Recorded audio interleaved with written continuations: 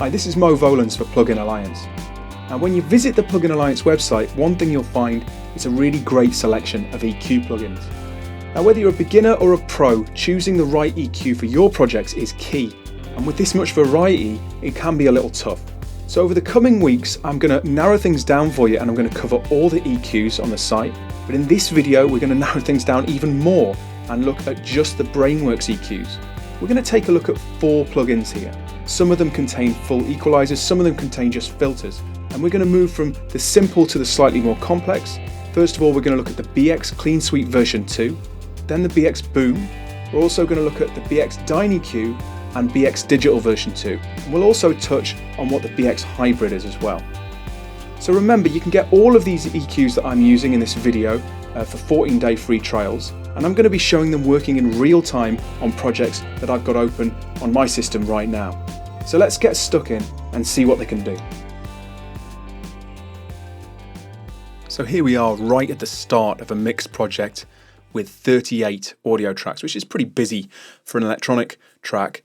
And you'll see that we've really done nothing as far as level adjustments go, but you'll notice that there's a plugin inserted on every single channel, and that's actually a BX Clean Sweep version 2 that I've got inserted on every channel to start the building of a channel strip essentially. And this is great for this because we've got a really high quality high pass and a really high quality low pass filter here, and they're both very musical and have very low impact on your CPU. So they're perfect way to start off your channel strip.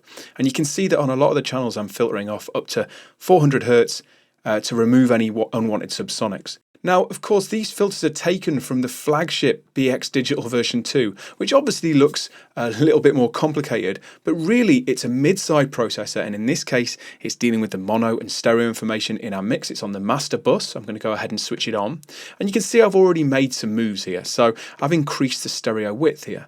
I've taken away all the low end on this in the stereo section with this high pass filter, and I've also made everything below about 320 Hertz mono using the mono maker.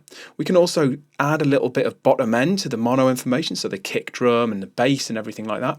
And we can also increase the high mids possibly in the stereo. Now when we do use the EQs, you're going to get a great solo, so you can hear exactly what you're doing. Let's take the solo off here, play the whole mix.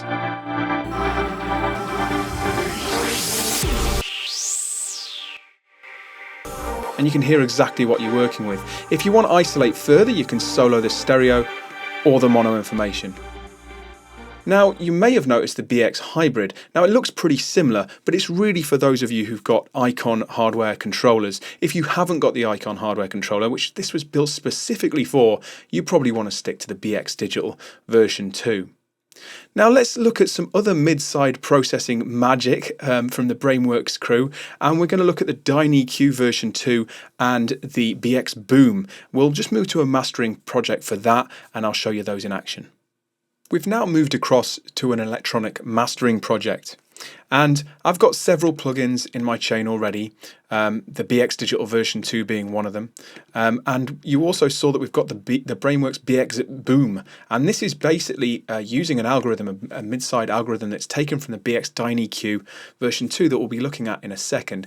This one focuses directly in on your kick drum. So it uses the mono information and it focuses in onto a specific frequency that's going to be basically ideal for boosting kick drums of various types. So we've got a low, mid and high setting here, which basically sets the center frequency, and then we can either boost or attenuate that frequency. So let's have a listen in low mode, and I'm just going to set it at 0. So that's completely untreated, and if we just start to boost it slowly, you should see it start to flash. You can really hear that bottom end pump when it starts to flash. You have to be careful in the mastering chain not to distort things, but you can also attenuate,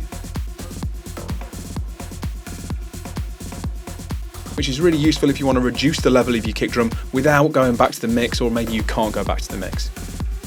So we can change the center frequency to say high. Very intense stuff.